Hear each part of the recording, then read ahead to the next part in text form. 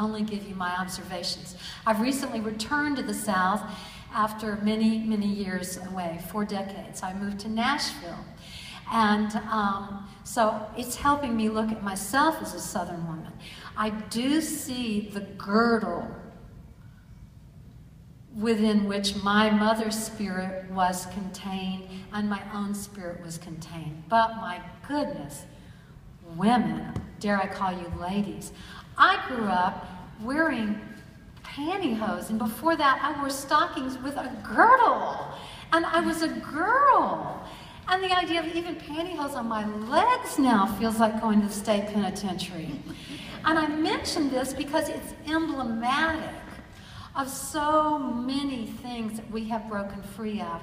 Not to say that we are there, and God knows we will not get any further with Donald Trump in any position.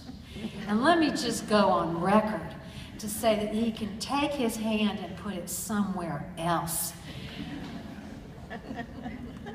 I think that what I see is an increased growing respect and honoring of women, and it has come primarily through ourselves and the handful of good men who realize that they need to speak out as well.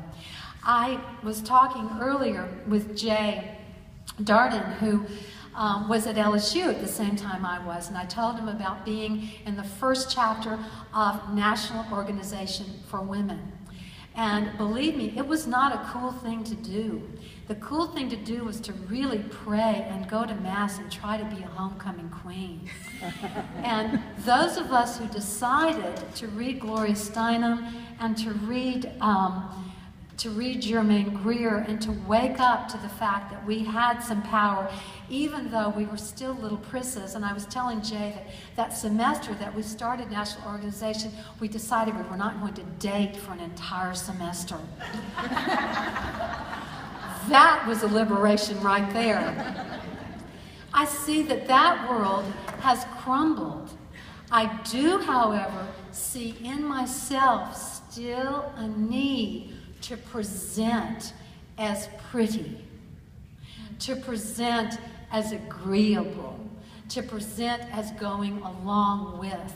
And it is still a struggle in my own path to authenticity, to not worry about it, to feel pretty when I feel like it for myself, to be sweet when I feel like being sweet, and to watch myself when I am a people pleaser.